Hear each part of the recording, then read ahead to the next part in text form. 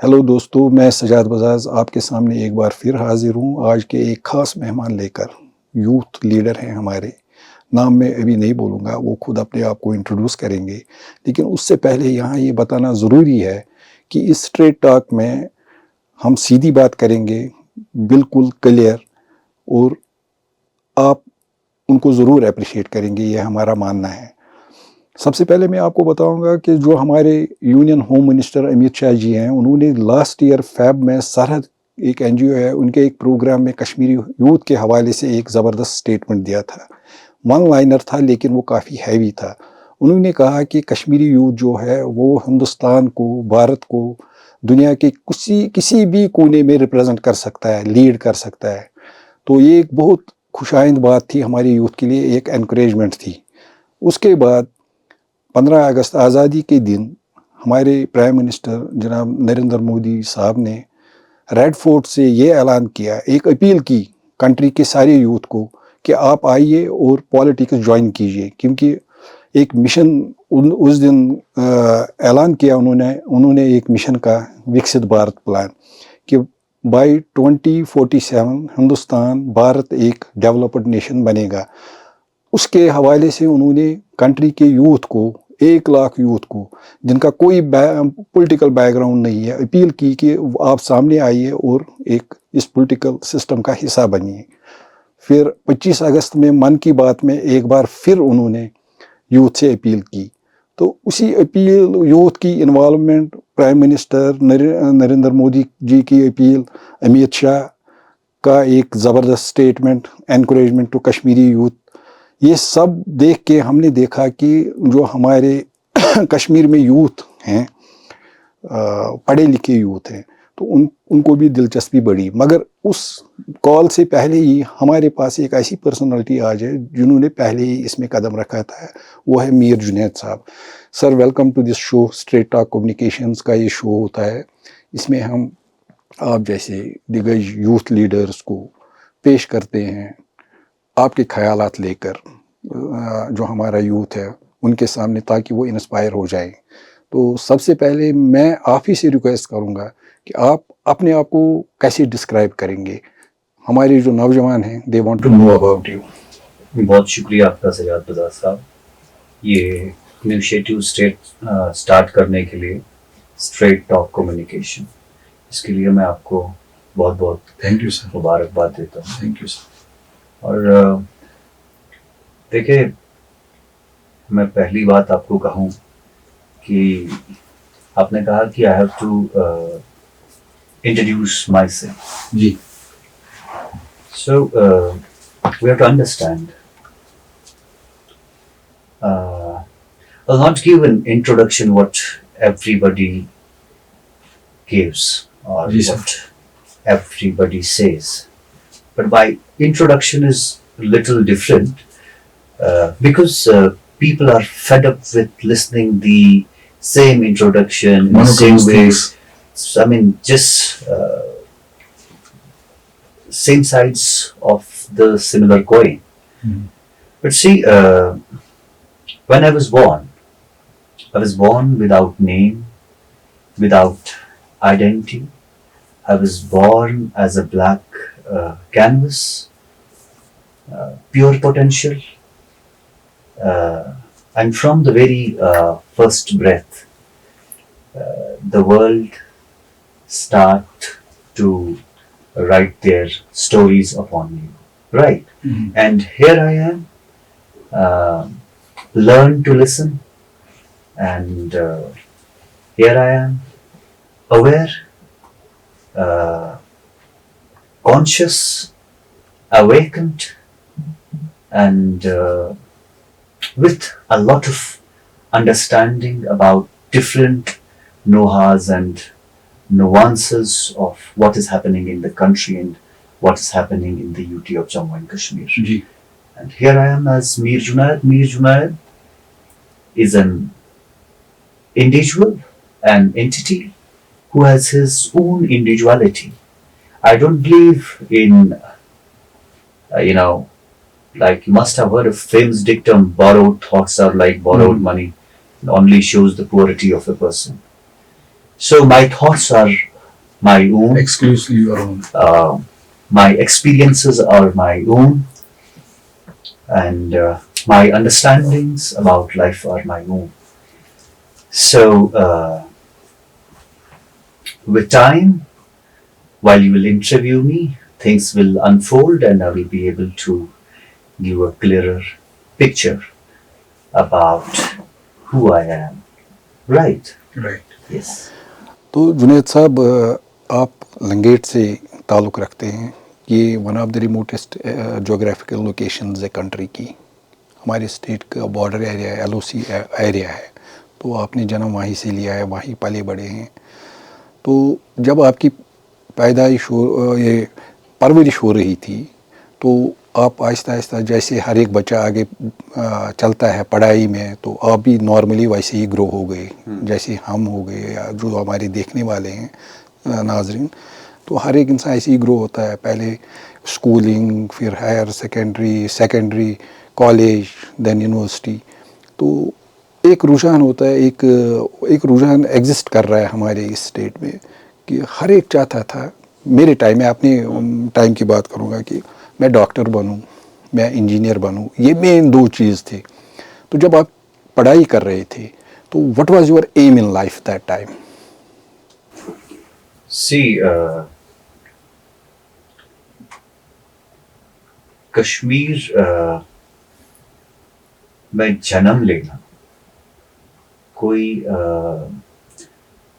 कश्मकश भरी जिंदगी से कम नहीं है, राइट? और as a child I have seen terrorism. As a child I have seen Ikhwan. As a child we have seen killings. As a child we have seen shutdowns, and वो लेके जाते थे, एक टाइम पे वो रोंद बोलते थे उसको, तो कश्मीरी में बोलते हैं रोंद से इसने हो, या आपको याद होगा, आपको घरों से निकाल के कहीं बिठाते थे और क्रैकडाउन्स, यस, क्रैकडाउन्स देखे। और ये सब कुछ देख देख के बड़े हुए, और जैसे हर किसी बच्चे का एम होता है लाइफ में, मेरा था कि मैं NDA करूं, मैं आर्मी, नेवी या एयरफोर्स में चला जाऊं। बट क्योंकि मैं घर में इकलौता बेटा था और घर वालों की इच्छा थी कि मैं लॉयर बनूं, और वही फैमिली ड्रामा हुआ जो हमारी ट्रेडिशनल फैमिलीज में होता है। आप लॉ में चले गए? तो मैं फिर लॉ किया। तो उससे पहले मैं 8वीं जमात तक वहाँ हमारा एक स्कूल है, तब उसका नाम का पब्लिक स्कूल हुआ करता था, तो मैं वहाँ पे पढ़ा हूँ। और उसके बाद हंदवारा हमारा एक पास का उन दिनों टाउन हुआ करता था, आज भी टाउन ही, और वहाँ एक स्कूल हुआ करता था, कैकेशां पब्लिक स्कूल। तो 8वीं से 10वीं तक मैंने वहाँ पढ़ा। फिर लंगेट में उन दिनों हायर सेकेंडरी आई, पहली हायर सेकेंडरी। तो 11वीं और 12वीं मैंने लंगेट में पढ़ा, और फिर 12th के बाद मैं यूनिवर्सिटी BA LLB करने आया। तो यहाँ से कहानी स्टार्ट होती है। ओके, ये इंटीग्रेटेड कोर्स था? हाँ, BA LLB।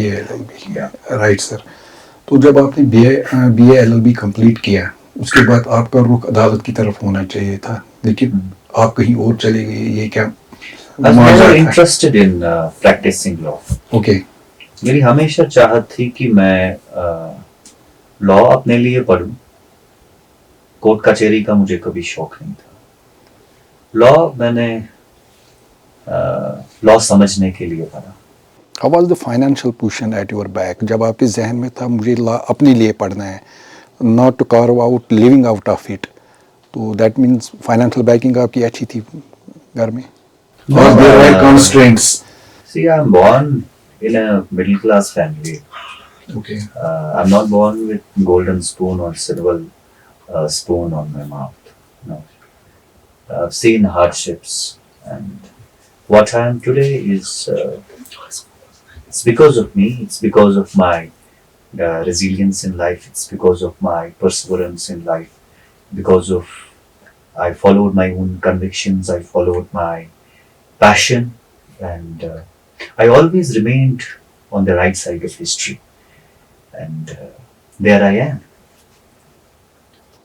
जब वो दौर था आपकी पढ़ाई का दौर था, मिल्टन सी भी पीक पे थी, आई थिंक मिल्टन सी काफ़ी चल रही थी, और जो हमारे यूथ थे मोस्टली वो ल्यूर हो जाते थे, किसी के हाथ में गन देखते थे तो पीछे पीछे चलते थे। तो इस सब सिनेरियो में आप पले बड़े हैं, तो कोई कभी झिझक आई कि ये गन लेके इसके पीछे पीछे लड़के जा रहे हैं, मैं भी जाऊं? आपने अपने आप को इस कल्चर से कैसे बचाया? ये आप हमारी यूथ को बताइए। मैंने तो पहले ही कहा, मेरा शौक था आर्मी में, एयरफोर्स या पुलिस में जाना। तो I wanted to take arms in my hands, but to protect the sovereignty of my country, not Yes. to wage war against my country. Yes. Since because of the family thing, I could not pursue NDA. So बंदूक के बदले कलम हाथ में लिया, Okay. और जो काम बंदूक से मैं अपनी मुल्क की सोवरेनिटी प्रोटेक्ट करने में हासिल करता, वो मैंने कलम से हासिल किया। राइट। ये ब्रेक थ्रू हमें बताइए कि लॉ करने के बाद आप कंसल्टेटिव पॉलिटिक्स में आए, am I right? Yes, I was always into consultative politics. So consultative politics was my passion. Okay. And I enjoyed it thoroughly. I enjoyed every bit and minute of it. आपकी तरह बहुत सारे हजारों youth हैं जिनको ये passion था कि हम भी ऐसा रुझान, लेकिन ब्रेक थ्रू नहीं मिल रहा था। आपको ये ब्रेक थ्रू कैसे मिला? Consistency से, determination से, because I don't believe in these organized ideologies. Whatever I have on my own. What other people followed, they followed autonomy, they followed independence, referendum, plebiscite. So it was all farce. Farce leads you nowhere. झूठ फरेब की सियासत आपके दिमाग में ढाली जाएगी और ये बताया जाएगा कि आपको ये परसीव करना है, उसकी शेल्फ लाइफ कम होती है। सर आप बॉर्न किस ईयर के? 91 2 जैन 1991। ठीक। जब आप फिर आप आगे चले, माशाल्लाह बढ़ते गए, उस वक्त काफी मिल्टन सी पीक पे थी इस 90s एरा में, हाँ, isn't it? तो मुझे बताइए आपकी आइडियोलॉजी कैसे ये बन गई? उस छोटी सी उम्र में आपने कैसे ग्रैब किया कि आइडियोलॉजी ये है, ये राइट है, ये रॉन्ग है, जबकि उस वक्त जहन एक बच्चे का इतना शार्प नहीं होता है। This is appreciable, but let us tell our youth कि एक ये ना हाउ टू थिंक, कि आपने ये कैसे सोचा इस छोटी सी उम्र में ये आइडियोलॉजी गलत है, रेफरेंडम गलत है, या सेल्फ रूल गलत है, ऑटोनॉमी गलत है। आप छोटे बच्चे थे उन दिनों जब ये सारा कुछ हो रहा था, तो टेल अस कि इतनी स्ट्रेंथ ये क्या था? देखो, हमने दोनों तरफ से मारदार देखी, पाकिस्तान से भी और हिंदुस्तान से भी। पाकिस्तान के टेररिस्ट्स आते थे जी, और हमारी फैमिली में काफी लोगों को मारा उन्होंने। फिर हिंदुस्तान की टेररिस्ट्स ने फिर हिंदुस्तान की फौज आती थी, तो क्रैकडाउन्स, तो रात को लेके जाते थे। अच्छा। तो छापे पड़ते थे, छापे देखे। तो मैं दोनों तरफ चीजों को देखा हूँ और मजबूर हो गए आप सोचने के लिए क्या हो रहा है। हाँ, दोनों तरफ से मैंने चीजों को अंडरस्टैंड किया है। और देन जब फिर एक बच्चा बड़ा होता है, थोड़ा सा होश संभालने लगता है, और मेरे में ये अहलियत और काबिलियत थी कि मैं एक कॉन्शियस डिसीजन लूं कि दोनों मुल्कों का हाल देख के ऑन ग्राउंड मुझे किस तरफ रहने की ज़रूरत है।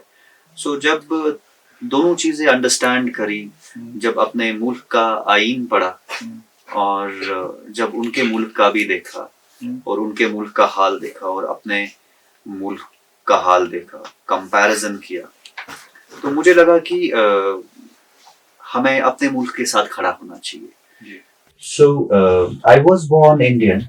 I am an Indian, and I will die as an Indian because this Indianism, the idea of India, it runs in my veins like the blood.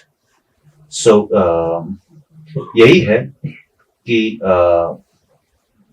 I'm not an Indian by convenience. I'm an Indian by conviction.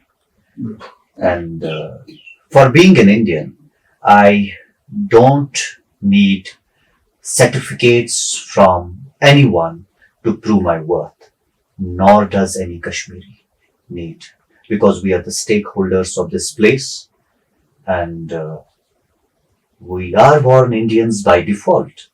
And does it make sense that my youth has to grow through a lot of security processes? It doesn't make any sense to me. Junaid साहब, आपने international level पे काफ़ी नाम कमाया. जब आप consultative politics में आए, आपने ये बयान किया कि आपने बचपन में ही सिचुएशन को एनालाइज किया. आपके स्किल्स उससे बढ़े कि बचपन में ही आप फोकस कर रहे थे कि इधर क्या हो रहा है, उधर क्या हो रहा है. Finally you got it and went into the consultative politics in the interest of country sovereignty and security. तो हर एक को ये मौका नहीं मिलता है. इस ब्रेक थ्रू के बारे में बताइए कि ये ब्रेक थ्रू आपको कैसे मिला. मैं भी मीर जुनैद बनना चाहता था, मुझे नहीं मिला, but how you got it? मैं आपको पहले ही कहा, see I am not break through क्या होता है. Like, see, I'm not a political SRO. I was not given anything on a platter. Correct. I'm not among loans, Abdullahs and Muftis who are political SRO and who was born and fed with the born and with the golden spoon on their mouth. गनीलुन साहब ने किया तो विरासत में सजाद साहब को मिला, और शेख साहब ने किया फारूक साहब को, फारूक साहब ने किया तो उमर साहब को, और मुफ्ती साहब ने किया तो महबूबा जी को. और हमारी खुद की जद्दोजहद है, हमने खुद लड़ा है, इस मुकाम तक खुद पहुंचे हैं. We started from scratch. और हमारा हमेशा था कि सियासत में जम्मू कश्मीर की पॉलिटिक्स को अगर सही करना है, कुछ पॉलिटिकल करेक्शंस करने की जरूरत है. और वो पॉलिटिकल करेक्शन मेरे हिसाब से जिस तरीके से मैं चीजों को देखता हूं कि मेरे जैसे सोच के जो लोग हैं, now I am not alone. अभी तक जब इंटरव्यूज होते थे तो मेरा एक ही बैकलैश आता था. No question on my integrity, no question on my credibility. Nobody can point his or her finger towards me. I'm a साफ शफाफ आदमी. तो एक ही बैकलैश आता था, अरे ये तो मीर जुनैद जो बात कर रहा है ये अकेले बात कर रहा है, इसके साथ कोई नहीं है जी.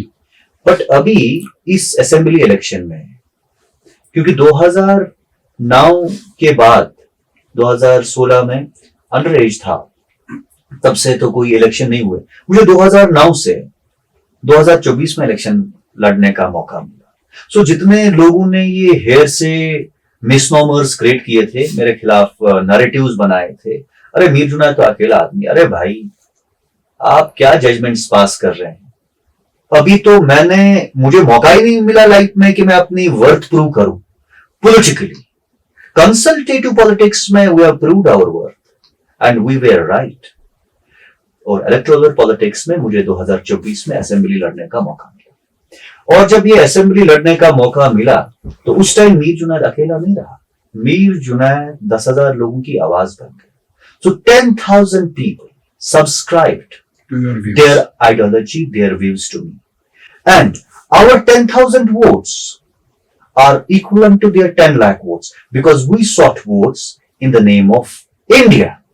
We did not sought votes in the name of autonomy, referendum, resolution of Kashmir and other nonsense. 370-35 पे वोट नहीं लिया. बाकी कश्मीरियों को बेवकूफ बनाने के लिए वोट नहीं लिया, हमने कोई गलत बात नहीं बोली, हमने जो भी बोला सच बोला, तलक हकीकत बोली। और हमारा जो नारा था इलेक्शन कैंपेन में, it was festival of democracy, जश्न जमहूरियत। जश्न जमहूरियत को लेके लोगों ने अपने 10,000 वोट दिए। मुझे एक पॉलिटिशियन बताइए जम्मू एंड कश्मीर में, खासकर कश्मीर में, जो इस नारे पे वोट लेगा? कोई नहीं लेगा, क्योंकि सारे दल बदलू है, सारे इसकी टोपी उसके सर, उसकी टोपी इसके सर। सारे लोग जो है अपना कुछ लेके आगे नहीं बढ़े। They were taught, they were venomized, they were intoxicated with the wrong ideologies, and they continued with it. And that's why we have seen the political disruptions in the political landscape of Jammu and Kashmir. Sir, हम आपके assembly election पे थोड़ी देर बाद आएंगे, लेकिन सबसे पहले मैं आपसे पूछना चाहूँगा कंसल्टेटिव पॉलिटिक्स के बारे में, कि आपने उसमें काफ़ी परफॉर्मेंस दी है। जब मैंने भी देखे डॉक्यूमेंट्स, मैं मीडिया अभी मैंने वॉच किया फॉरेन कंट्रीज़ में, how you represented your country beautifully, और जो नरेटिव अपोजिट नरेटिव था डिफरेंट कंट्रीज़ का, नेबर्स का, उसको आपने कैसे काउंटर किया। कंसल्टेटिव पॉलिटिक्स हमारे जो देखने वाले हैं इस वक्त, उनको समझाइए कंसल्टेटिव पॉलिटिक्स क्या है, and how you have played your innings as a consultative politician. In consultative politics, I used to write articles. I used to write policies for Government of India. Okay. I had very nice relations with the people at the helm of affairs who were running the power corridors in Government of India. Always shared a very cordial relation with them. So advising them, having discussions, deliberations, and what should be the political roadmap ahead, what should be the political discourse ahead for Kashmir. So that's consultative politics. I mean, consultative politics may, at one point in time, I also wrote a book. Yeah. And so consultative politics is all about diplomacy, advocacy. Not narrative. I've never run. I've never ran narratives in my life. I don't believe in narratives. Policy. I believe in truth, truthfulness. Narratives are run by the people who are born to proliferate and propagate agendas. I have no agenda in my life. I'm a selfless man who's been doing everything for the larger cause of this country. जो sir आपकी ये consultative politics रही है, how it has benefited Kashmir. Corrective measure आप देखिए, जो corrective major 370-35 के time हुआ, so I always advocated ये 370-35 से फार से कश्मीर में ये हटना चाहिए। So मुझे लगता है कि मेरी मेहनत रंग लाई। ये 370-35 का जो डिसीजन ले लिया गया, ये हमारी मेहनत का नतीजा है, और इससे बड़ी कामयाबी क्या हो सकती है। तो मैं समझता हूं कि कश्मीरियों को जो स्टोन पेल्टिंग से नजात मिली, that was my consultative politics. Kashmir में जो ये हालात बदले, जो नेशनलिज्म, पेट्रियोटिज्म का फरवर आप हर नौजवान, हर बुजुर्ग, हर माँ, बहन, बेटी में आप देख रहे हैं, ये हमारी कंसल्टेटिव पॉलिटिक्स का नतीजा है। हमारी कंसल्टेटिव पॉलिटिक्स का नतीजा ये था कि आज हमारे बच्चे जम्मू कश्मीर में बिना किसी डर के 300 दिन स्कूल जाते हैं, जहां 20 दिन जाते थे। हमारी इकोनॉमिक कंडीशंस अच्छी हुई, टूरिज्म अच्छे से फ्लोरिश हुआ। तो ये कंसल्टेटिव पॉलिटिक्स का नतीजा है, और हमने इसमें बहुत योगदान दिया है, बहुत मेहनत करी है। और आज आपने पूछा तो मैं जवाब देने पे मजबूर हुआ हालांकि कहीं किसी इंटरव्यू में हमने ऐसा नहीं कहा, but since I respect you Bazaz sir, I've seen your struggles as well. और आज 103 फेवर में मैं ये इंटरव्यू दे रहा हूँ. When you came here, I was not in a condition. मैं स्टीम ले रहा था. We are highly thankful. मैं स्टीम ले रहा था. Yes, yes. और इसलिए इंटरव्यू दिया कि I know your struggles as well. You have been an inspiration, an idol for many. Thank you, sir. You So was nice, sir. brutally terminated from the government services.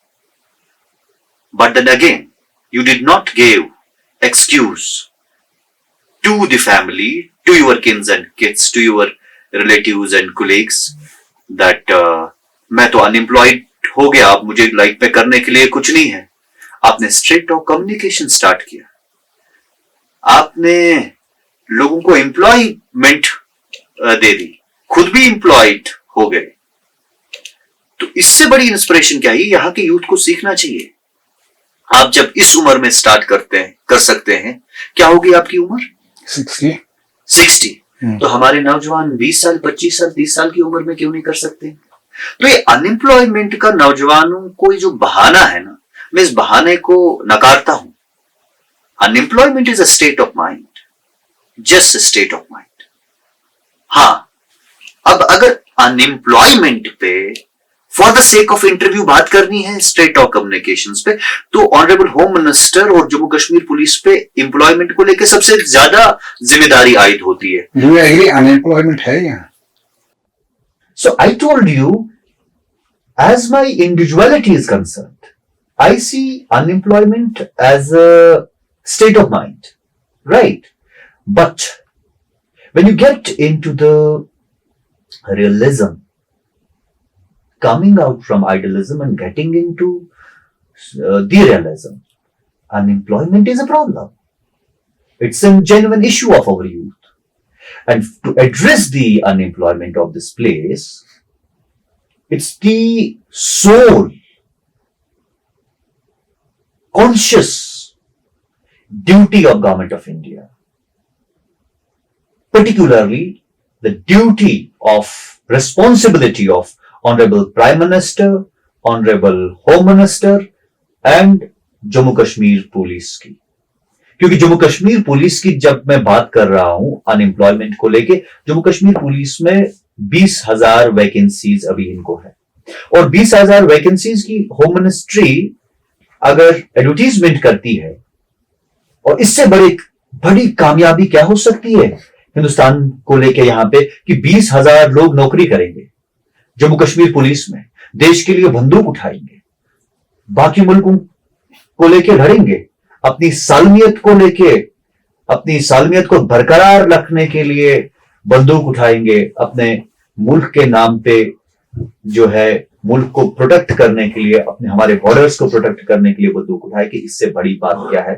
तो मैं समझता हूं कि honourable home minister साहब को ये 20,000 vacancies और यहाँ पे जो हमारे जम्मू कश्मीर पुलिस के नए डीजीपी साहब आए हैं, नवीन प्रभात साहब, उनको इस चीज पे वर्कआउट करना चाहिए. They should work on it. I mean administratively police का बाकी काम है, बट ये भी इनकी जिम्मेदारी है. अगर जम्मू कश्मीर पुलिस, आप देखिए जम्मू कश्मीर पुलिस का नारा रहा है कि ये लोगों के खिदमतगार है, मददगार है. अगर वाकई में लोगों के खिदमतगार है, मददगार है, 20,000 पोस्ट्स जो है एडवर्टीज करिए, वैकेंसीज है. और ऐसा भी नहीं है कि हमारे मुल्क के पास पैसा नहीं है, हमारे मुल्क के पास बहुत पैसा है. प्राइम मिनिस्टर साहब का तो वादा है ना, 6 ट्रिलियन इकॉनमी तो हमें बनना है. तो 6 ट्रिलियन इकॉनमी जहां बनना होगा तो 20,000 लोगों को तनख्वाह देना कोई बड़ी बात नहीं है, तो बहुत छोटी बात है. और जम्मू कश्मीर के लिए तो मैग्नानिमिटी दिखाना बहुत ज़रूरी है. You have to show magnanimity, you have to show compassion, you have to show empathy, you have to be very loving and respectful towards people of Jammu and Kashmir. और साथ साथ में अनएम्प्लॉयमेंट कैसे यहाँ पे एड्रेस होगी? Unemployment address होगी जब होम मिनिस्ट्री में या दिल्ली में जो लोग सेल्फ एक्सपर्ट्स बने हैं, सब्जेक्ट एक्सपर्ट्स बने हैं, जिनको कश्मीर से कोई लेना देना नहीं, जिन्होंने कश्मीर में कभी सर्व नहीं किया, एकेडमी से निकले तो इधर आ गए, तो भाई वो कश्मीर को डायग्नोज कैसे कर सकते हैं? So Kashmir was always wrongly diagnosed. आप इस चीज को मानिए, क्योंकि अगर कश्मीर कैंसर था तो कश्मीर के इस कैंसर की बीमारी को दांत के डॉक्टर ने इलाज किया है, तो ये नासूर फैलता गया। और जहां कैंसर को ठीक करने की जरूरत थी वहां आंखों के डॉक्टर ने इलाज किया, वहां हड्डियों के डॉक्टर ने कश्मीर को इलाज करना स्टार्ट किया। तो ये जो वबा है, जो नासूर था कैंसर का, ये फैल गया। सो कॉफी टेबल डिस्कशंस से दिल्ली में कुछ निकलने वाला नहीं है। कश्मीर को वही ट्रीट कर सकता है जो कश्मीर को बहुत अच्छे से समझता है। और अगर होम मिनिस्ट्री और वहां के जो इस टाइम लोग बैठे हैं जो कश्मीर को देखते हैं, अगर वाकई में उनको कश्मीर की समझ है, तो मेरा उनसे स्ट्रेट टॉक कम्युनिकेशन के माध्यम के जरिए उनसे मैं हाथ दो जोड़ के बहुत ही विनम्रता के साथ गुजारिश करना चाहूँगा कि 2019 का फैसला जो है वो कश्मीर के नौजवान ने, यहाँ की आवाम ने एक्सेप्ट किया है, माना इस चीज को। तो जो 2019 से पहले जिन लोगों को पीएसए, एफआईआर, स्टोन पेल्टिंग में लगा है, जब उन्होंने तस्लीम किया ये फैसला, उन्होंने पत्थरबाजी छोड़ दी। आज अगर नौजवान को आप हीरा देंगे हाथ में, बोलेंगे ये हीरा कैस्पर या रक्षक पे लगाओ, शर्म आएगी उसको ये अंदर एहसास हुआ है कि मैं जो ये पत्थरबाजी करता था गलत कर रहा था। अगर रियलाइजेशन है हमारे यूथ में, तो 2019 से पहले अगर यहां के अवाम को कुछ गलतियां हुई हैं और 2019 के बाद के फैसले को तस्लीम किया है, तो 2019 के बाद से पहले की जो गलतियां उनको माफ करना चाहिए। तो यहां के यूथ को जो एफआईआर्स, पीएसएस, यूएपीएस जितने भी है वो माफ होने चाहिए, क्योंकि अनएम्प्लॉयमेंट तो ऐसी ही एड्रेस होगी। अनएम्प्लॉयमेंट कैसे एड्रेस होगी? आपको यहां पे किसी बच्चे को यंग एंटरप्रेन्योर बनाना है, उसके मामे का बेटा, उस बेटे की मासी, उस मासी का कोई 90 में कहीं इधर उधर मुलव्विस था, नेशनल एक्टिविटी में, अरे कहीं भी मुलव्विस था, मगर आज इसको उसकी गलती का ऐसा सजा भुगतनी पड़ रही है। क्यों? मां के पेट में कोई बच्चा है जिसने दुनिया की रोशनी नहीं देखी है, जो अभी दुनिया में आया ही नहीं है, उसका बाप गलती करता है तो इस बच्चे को मां के पेट में ही लिखा जाता है कि इसको एफआईआर कटेगी, इसको पासपोर्ट नहीं मिलेगा, इसको नौकरी नहीं मिलेगी। क्या ये कलेक्टिव पनिशमेंट नहीं है? तो मैं समझता हूं कि इस चीज को एड्रेस करने की जरूरत है। कश्मीर में नौजवान का दिल जीतने के लिए आपको ऐसे कदम उठाने पड़ेंगे। हां, टेररिज्म को लेकर there should be no mercy. Whosoever is involved in terrorism or waging war against the Union of India, he should be dealt with the same, what you call that, should be dealt with the same intensity. Same intensity. If he is waging war against India, he is holding 47 in his hand. So 47 should treat him. There should be no mercy. Zero tolerance for tolerance for terrorism. Yes. तो ये होना चाहिए। But हाँ, जब जहां हमारे बच्चों की बात है या हमारे यूथ की बात है, तो ये एक बेसिक प्रॉब्लम आजकल बनी है। किसी को नौकरी करनी है तो उसको सीआईडी वेरिफिकेशन, किसी को हज उम्रा पे जाना है तो वेरिफिकेशन।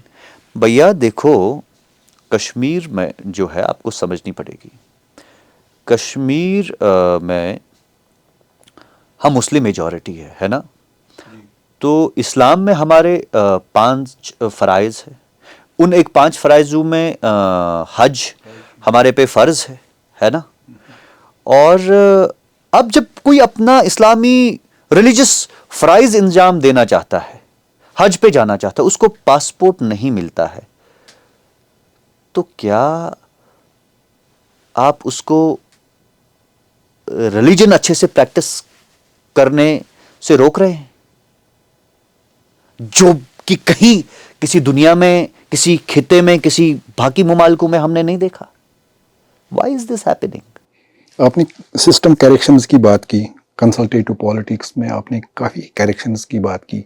आज आपने रिवील किया कि it is because of that your political consultative approach कि आर्टिकल 370 35A में आपने रोल किया कि आप पहले से ही प्लीड कर रहे थे कि ये खोखला है, इसको हटा दीजिए, ये इम्पीडमेंट है यहाँ की डेवलपमेंट में, जो प्रूव हुआ है इस सर. लेकिन जो आपने अभी ये बात की कि यूथ कैसे सफ़र कर रहा है, आपने वेरिफिकेशंस की बात की, रोक रहे हैं लोगों को, एम्प्लॉयमेंट की बात की कि अनएम्प्लॉयमेंट है, पुलिस को चाहिए नौकरी देनी. That means you have failed on this front as a consultative politician.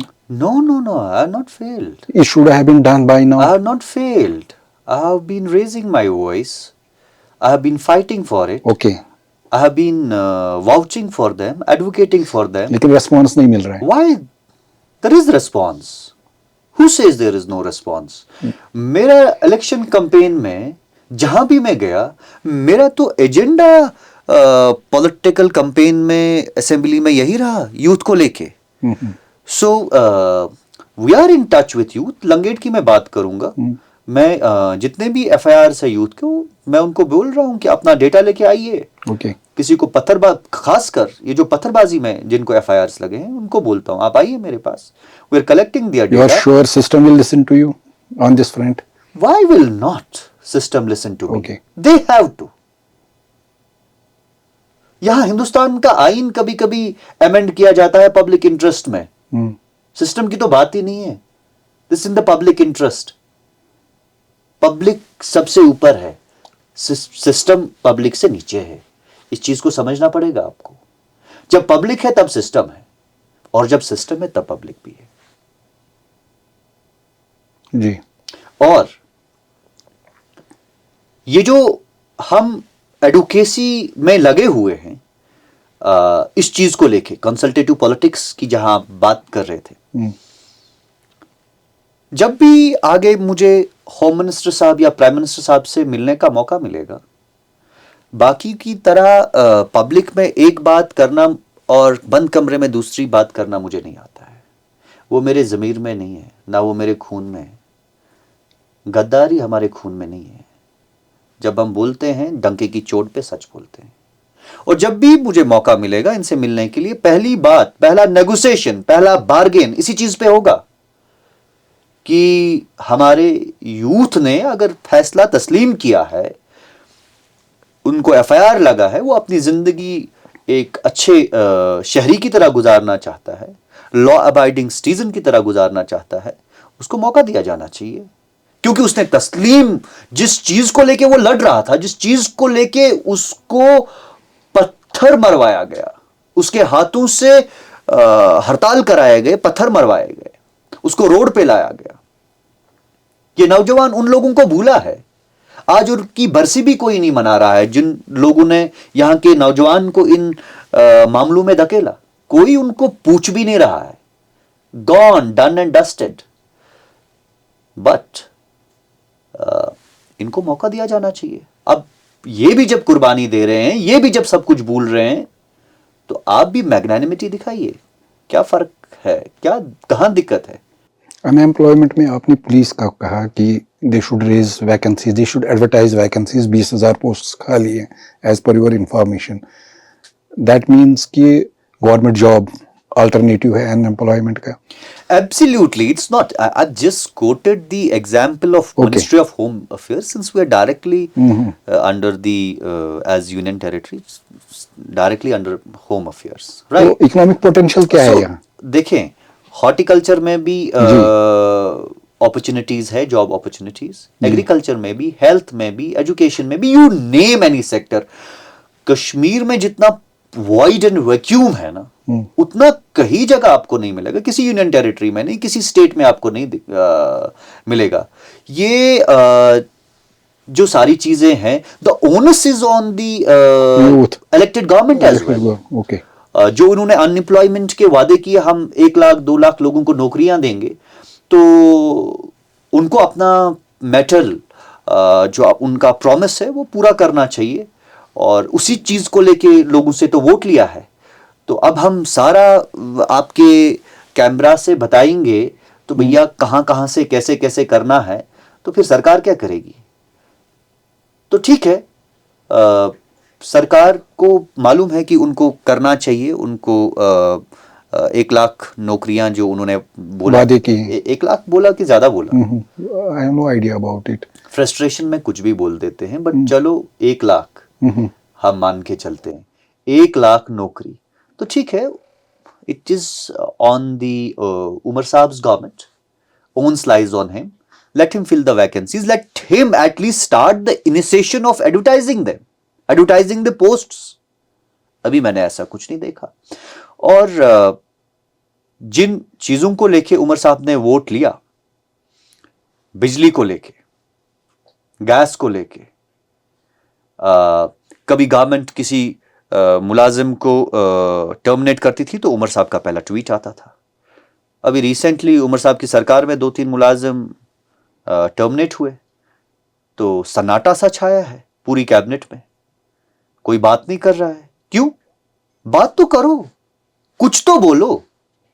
I think chief minister ने ट्वीट किया था, क्या ट्वीट किया? We will take care of it, हम देखेंगे। कैसे? Even Farooq Abdullah gave a statement about it, बात की थी कुछ। देखो they sir, had raised their concern about this. Tweet से क्या होता है? He's there as an elected chief minister. He has all the corrective measures with him. Tweet से कुछ नहीं होता है। ट्वीट से मैं बोलूंगा मैं आपके घर में बिजली दूंगा, नौकरी दूंगा, ट्वीट से आपको नौकरी या बिजली मिलेगी? भाई हमें जमीन पे करके दिखाओ। देखिए, उमर साहब को पहले ये करना चाहिए। बाकी ये जो इश्यूज या जो उन्होंने खोखले वादे लोगों को किए, इलेक्ट्रिसिटी को लेके 370-35 से वापस लाएंगे, बिजली, बाकी सारी चीजें जितना भी बोला, तो मुझे लगता है कि उमर साहब को एक चीज पे जरूर फोकस करना चाहिए कि जम्मू कश्मीर की आवाम जो है ना, साफ पानी नहीं पी रही है। जितने भी फिल्ट्रेशन प्लांट्स है, maximum filtration plants are non functional, defunct. और पहले बेसिक जरूरियात जिंदगी जो है ना, पानी, पहले साफ पानी फराम कराइए लोगों को। तो मैं समझता हूं कि अगर उमर साहब साफ पानी ही लोगों को पिला पाए ना, तो ये बहुत बड़ी बात है। इससे बड़ा हज कोई नहीं हो सकता। सर, आपकी कॉन्स्टिट्यूंसी पे आते हैं, लंगेट। हमने स्टार्ट में ही बात की, आपने एक डिस्क्राइब किया है, डिस्पाइट लूजिंग द इलेक्शंस, लेकिन जो आपको वोट्स मिले वो काफ़ी अप्रिशिएटिव है, वो एक आई ओपनर है, I will tell you that. तो वहाँ क्या डेवलपमेंटल चैलेंजेस है आपकी कॉन्स्टिट्यूंसी में? लंगेट कॉन्स्टिट्यूंसी ने हमेशा पॉलिटिकल टेररिज्म देखा। Political terrorism means? पॉलिटिकल, सियासी दहशतगर्दी, उर्दू में तो सियासी दहशतगर्दी ही कहेंगे।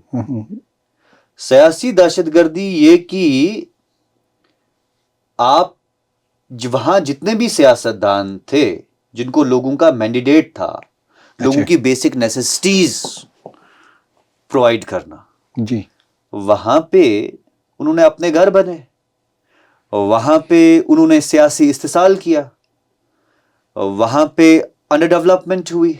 जो इश्यूज उनको उठाने थे वो उठाए नहीं, वो तो अक़वाम मुत्तहिदा के इश्यूज उठाते थे। बीच में रायशुमारी, बीच में ऑटोनॉमी, बीच में कोई आज़ादी भी कहा। और अभी जब ये हमारा मेंबर ऑफ पार्लियामेंट, क्या नाम है इसका, इंजीनियर रशीद जब अभी लोगों के वोट को दिल्ली में बेच डाला, 4 लाख 4.5 लाख लोगों का वोट, और दिल्ली में सौदेबाजी की और दिल्ली के हुक्मरानों को वर्गलाया, झूठ बोला कि मैं जी कश्मीर में 10 सीटें निकालूंगा, मैं जी बहुत बड़ा तुरम खान हूं, मैं कुछ बड़ा कुछ करतब करके दिखाऊंगा। बाद में पता चला खोदा पहाड़ निकला चूहा। वहां तो मतलब 10 भी कहां, एक तो मसा मिली, वो भी आप ही के कॉन्स्टिट्यूंसी। वही से तो लंगेटी उसका कॉन्स्टिट्यूंसी है ना। मेरी कॉन्स्टिट्यूएंसी भी बिल्कुल। लंगेट है, रशीद इंजीनियर की भी कॉन्स्टिट्यूएंसी लंगेट है। उसके ब्रदर ने And शायद I was election fighting.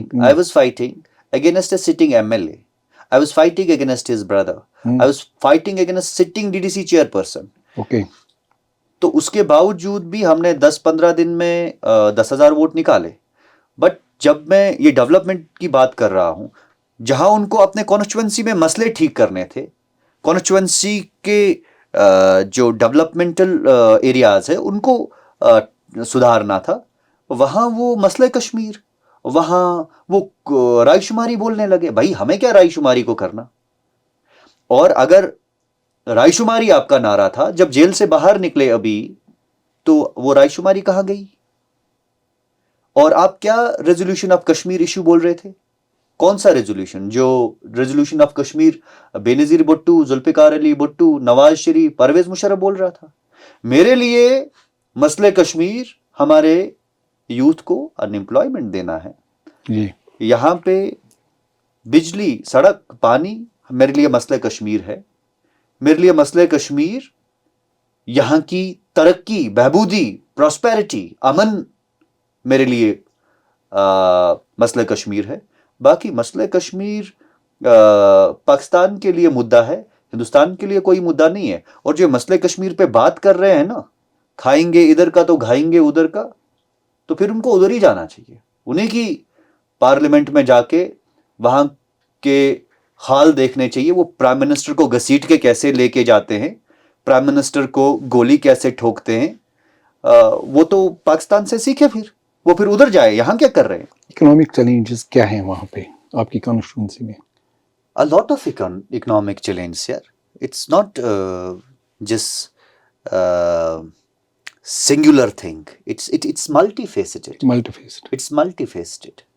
You have promised your people there, जिन्होंने आपको वोट दिए या नहीं भी दिए, बट आपने ओवरऑल कॉन्स्टिट्यूंसी में जितनी भी जो भी पॉपुलेशन है उनको एक प्रॉमिस दिया है कि I will take care of the constituency issues.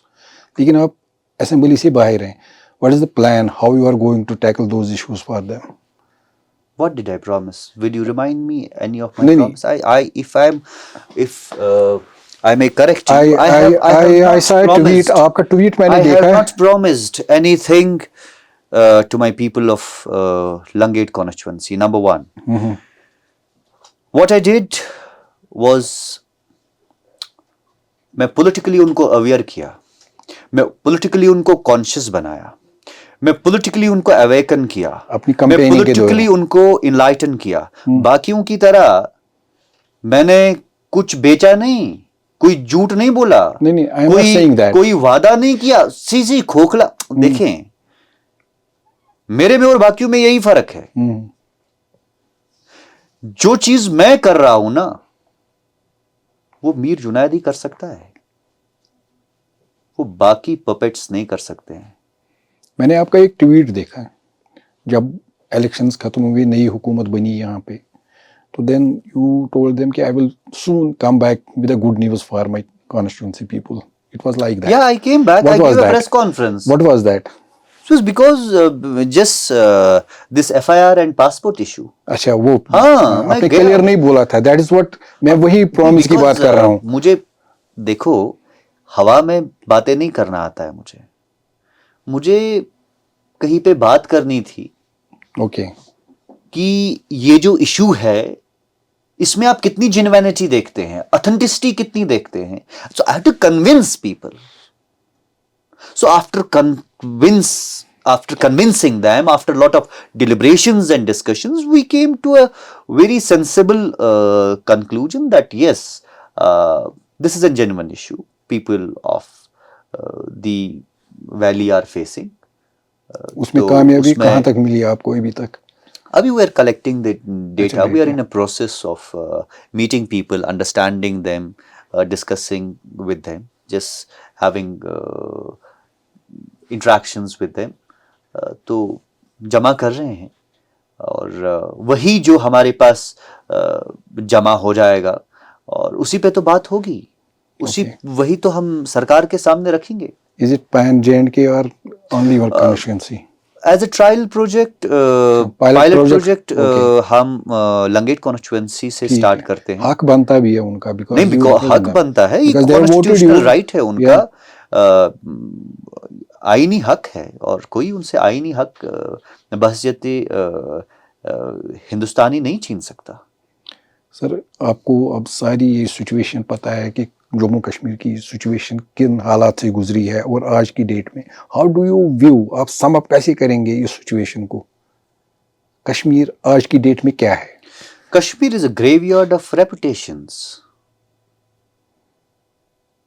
That's Kashmir for me. Okay. So we have to live with this reality. आपकी लाइफ में कोई ऐसा वाक़ा जिससे आप काफ़ी मुतासिर हुए, मतलब खुशी का वाक़ा, something big which has happened in your life I'm so far? always happy. I mean, I'm always thankful to me for being so patient, for being so courageous, for being so नहीं, कोई ऐसा वाक़ा, incident? bold. I mean, every time. I mean, see, my life has been, it's like the river, you know, who's breaking barriers and colliding with the shores, right? So it has been like that always, and I have met warriors in my life. I have met sculptors in my life. I have met I have met a lot of people in my life. I had diverse interactions with people, but yes, that made me realize. I mean, with all these deliberations with people, particularly related to politics, it made me realize.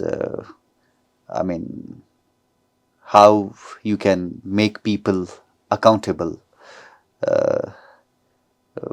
It made me gave me a very deep understanding about power and ethics in life. And yes,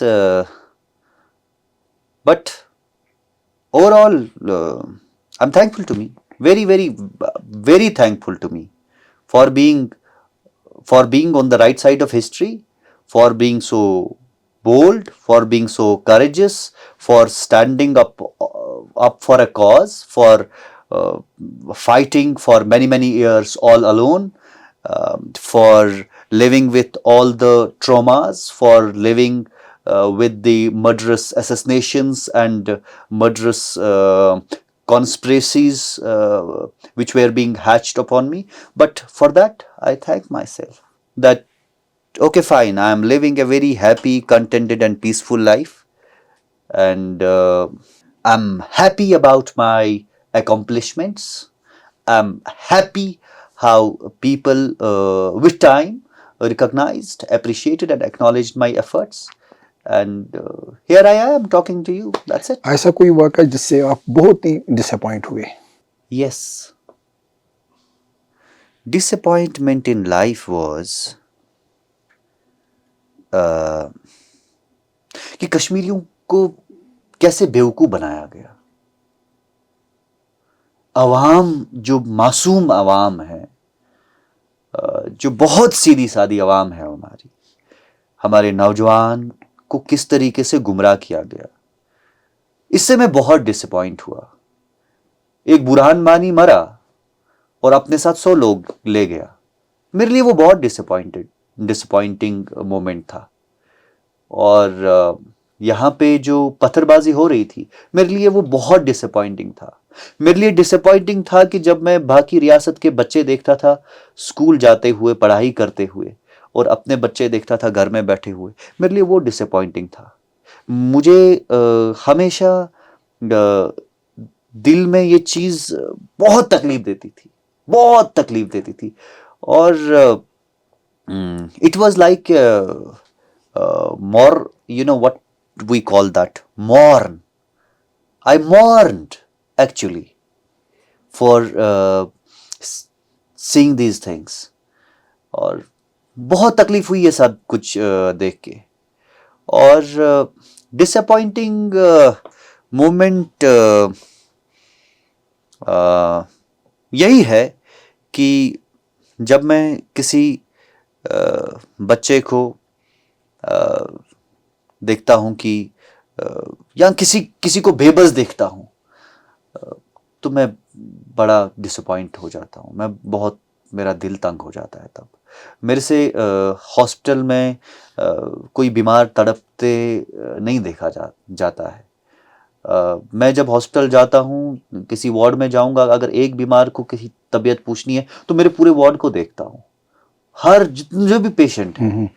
तो मेरे लिए disappointing है when I see youth People getting suffering involved in involved. drugs. Okay. This is very disappointing for me.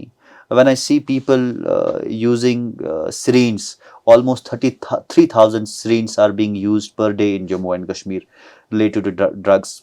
मेरा दिल तंग होता है कि मतलब नशे से हमारा यूथ तबाह हो रहा है, और इससे मुझे बहुत तकलीफ होती है। मैं जब किसी के साथ अननेसेसरली किसी को तंग किया जाए, सताया जाए, और किसी के वेस्टेड इंटरेस्ट हो, तो वो किसी को तंग करने की कोशिश, मेरा दिल तंग हो जाता है। बट दिल तंग होने से कुछ हासिल नहीं होता है, और इसको लेके आपको लड़ना पड़ता है। You have to fight. कोई ऐसी शख्सियत, एनी पर्सनालिटी जिसका इन्फ्लुएंस आप पे हो, मुतासिर हुए हो? मैं बहुत मुतासिर हुआ हूँ नोम चॉम्स्की की आइडियोलॉजी को लेके, और उनकी डॉक्ट्रिन्स जो थी लाइफ में, मैं बड़ा मुतासिर हुआ उन चीज़ों से। बाकी भी होता है। See, I had no guide, no mentor, no teacher in my life. I am self taught. कोई नहीं था, मतलब मुझे रास्ता दिखाने के लिए कोई नहीं था। मैं जब यूथ के साथ इंटरेक्शन करता हूं, मेरा दिल खुश हो जाता है। मैं बोलता यार चलो, इनको, मैं तो हूं इनके साथ तो मैं बात कर रहा हूं, एटलीस्ट इनका सुन रहा हूं, इनको पेशेंट हियरिंग दे रहा हूं। हमारे टाइम में ऐसा कुछ माहौल ही नहीं स्ट्रगलिंग था। टाइम में अरे कोई भी नहीं था, नोबडी। हर कोई था कि खींचो खींचो, उतारो इनको क्रैब नीचे, मेंटालिटी। इनको खत्म करके छोड़ो। तो बट फिर भी मुझे अच्छा फील होता है कि आज के टाइम में फिर भी लोगों को गाइड करने के लिए कोई है कि ये करो, वो ये करो, करो। ऐसे करो, ऐसे करो। तो मैं समझता हूँ कि ये बड़ी अच्छी चीज़ है। पसंदीदा book, the book you like most? The book I like most these days, मैं सीक्रेट्स पढ़ रहा हूँ। Okay. It's this Rhonda Byrne. Okay. Yeah. Junaid साहब, आखिर में एक अहम सवाल, सेकंड लास्ट क्वेश्चन होगा, नॉट लास्ट। एक स्लोगन रहा है जो मैंने देखा है पिछले 30-40 साल से, मैंने देखा है। जब हम छोटे थे, पढ़ते थे हम बड़े बड़े ऑथर्स को, जब भी वो कश्मीर पे लिखते थे, कश्मीर यूथ पे, तो एक स्लोगन था, Kashmiris past has been pitiable, present pathetic, जो करंट है इट इज़ अनसर्टन। तो do you agree with this still? Your past is your learning, right? Right. Your past is your teacher, and present is life itself, right? Mhm. And future is like a black canvas. Whatever you want to write, you write. Okay. Wonderful. Right. Wonderful. Just be yourself. Don't get indulged in any nonsense, and don't get fed by the nonsense ideological dogmas. Be you, and don't lose hope. Be loving, and be very passionate in life. whatever you want to do, follow it religiously, and inshallah you will achieve it. Whatever, even if it is not achievable, you believe that you will follow your conviction, you will 110% you are going to achieve that thing. That's my message for youth, and my message for youth, particularly to the young boys and girls, are my doors and my doors of my heart are open for you. Whenever you feel to discuss, to deliberate, to seek any guidance, I'm always available for you. You need not to seek any appointment. I'm against appointments. Whenever you feel like coming, please come and be with me, and let's discuss, deliberate, grow, and evolve together in life. That's my message. Thank you. Thank you very much, Junaid sir, for giving your precious time to us. So nice of you, despite Thank being you. so ill. आप काफी sick थे, उसके बावजूद आपने है। Time दिया है. I'm Very telling glad. you, I'm burning with Yeah, 103 fever, but still, I mean, that's my message to youth again. So you see, I was ill, not able to talk, but that passion, that fire inside me, that conviction that I have to say something, I have to express my feelings in front of this camera. I did it because I followed my conviction. मैंने अपनी illness को खत्म किया. तो ये illness है ना, ये दिमागी बीमारी है. इस दिमागी बीमारी को खत्म करो और आगे बढ़ो. It's a state of mind. Come out of your comfort zone. Come out of your state of mind. Be free and live young. Thank you. Thank you very much. Wonderful, sir.